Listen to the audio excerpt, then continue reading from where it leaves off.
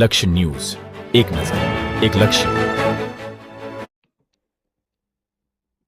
સુરેન્દ્રનગર લોકસભા બેઠક પર ભાજપના ઉમેદવાર ચંદુભાઈ સિહોરાનો વિજય. શરૂઆતથી જ ભાજપના ઉમેદવાર લીડ મેળવી રહ્યા હતા. તાજેતરમાં જ યોજાયેલા લોકસભાની ચૂંટણીનું આજે મતગણતરી થઈ રહી છે. ત્યારે સુરેન્દ્રનગર જિલ્લા લોકસભા બેઠકની મતગણતરી આર્ટ્સ એન્ડ સાયન્સ કોલેજ ખાતે વહેલી સવારે 8 વાગ્યા યોજાઈ હતી. તેની અંદર 26 રાઉન્ડમાં મતગણતરી કરવામાં આવી હતી. સાથે જ 1500 જેટલા કર્મચારીઓ આ મતગણતરીમાં જોડાયા હતા. શરૂઆતથી જ ભાજપના ઉમેદવાર ચંદુભાઈ સિહોરા લીડ મેળવીને વિજય તરફ આગળ વધી રહ્યા હતા. બપોર સુધીમાં 26 રાઉન્ડના અંતે ભાજપના ઉમેદવાર 2,70,000થી વધુ મતથી આગળ હતા અને વિજય બન્યા હતા.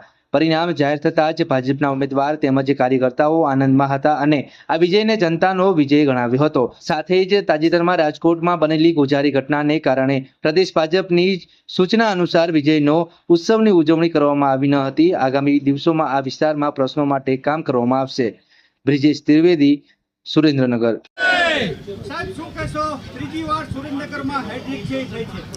આજે જ્યારે 2024 દેશની લોકસભાની ચૂંટણીનું પરિણામ આપણા સુરેન્દ્રનગર મત વિસ્તારનું પણ આવી ગયું છે, ત્યારે પ્રથમ તો આ પરિણામ પહેલાં હું આપણા મીડિયાના માધ્યમથી એ કહેવા માગું છું કે રાજકોટમાં જે ઘટના બની છે એ ઘટનાનું અમને પણ ભારતીય જનતા પાર્ટીને અને ખુદ મને ઉમેદવાર તરીકે પણ ખૂબ દુઃખની લાગણી અનુભવું છું. આ જીત જ્યારે મારી થવાની છે ત્યારે આ જીતનો પાર્ટીના આદેશ અનુસાર અને અમારી બધાની સંગઠનની લાગણીને પણ એવી છે કે આપણે આ જીતનો જશ્ન નહીં મનાવીએ, કારણ કે જે ઘટના બની છે ખરેખર ખૂબ જ ગંભીર દુર્ઘટના છે. અમારી સંવેદનાઓ એમના મૃતકો સાથે છે, એમના પરિવારજનો સાથે છે, ત્યારે આ જીતનો અમે જશ્ન આજે મનાવવાના નથી.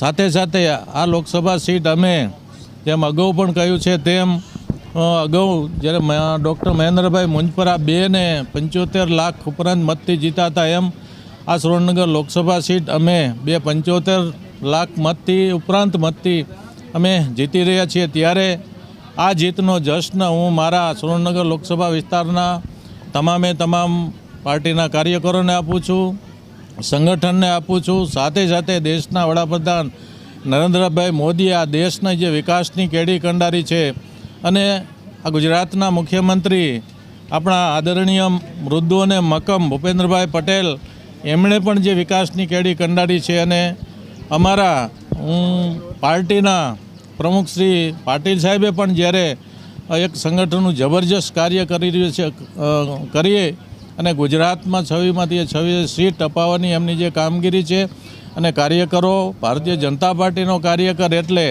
માત્ર ચૂંટણી પૂરતો કાર્યકર નહીં, પરંતુ આજે ચૂંટણી પૂરી થવાની છે, આવતીકાલથી એ લોકોની સેવા માટે સતત તત્પર રહીને કામ કરતો હોય છે. ત્યારે લોકોને બધાને વિશ્વાસ છે કે ભારતીય જનતા પાર્ટીના કાર્યકરોની વાત સાથે ચાલવું જોઈએ. ભારતીય જનતા પાર્ટી વિકાસને વરેલો કાર્યકર હોય છે. ત્યારે આ જે હું મારા આ લોકસભા વિસ્તારના તમામ કાર્યકરોને અર્પણ કરું છું. ડૉક્ટર મુંજપરા સાહેબે જે એમના સમય દરમિયાન જે કંઈ કામો આદર્યા હતા એ કામ પૂર્ણ કરવાનું પ્રથમ કાર્ય કરવાનું છે. આ ઉપરાંત આ વિસ્તારને જે પ્રાધાન્ય આપવા જેવા જે કંઈ કામો હોય, કોઈ ઓવરબ્રિજના કામો હોય, રેલવેને લગતા કામો હોય કે ટેલિફોનને લગતા જે કંઈ કામો હોય એ કામોને પ્રાધાન્ય આપી અને આ વિસ્તારની જરૂરિયાત મુજબના જે કંઈ કામો હશે એ કામોને હું પ્રાધાન્ય આપવાનો છું.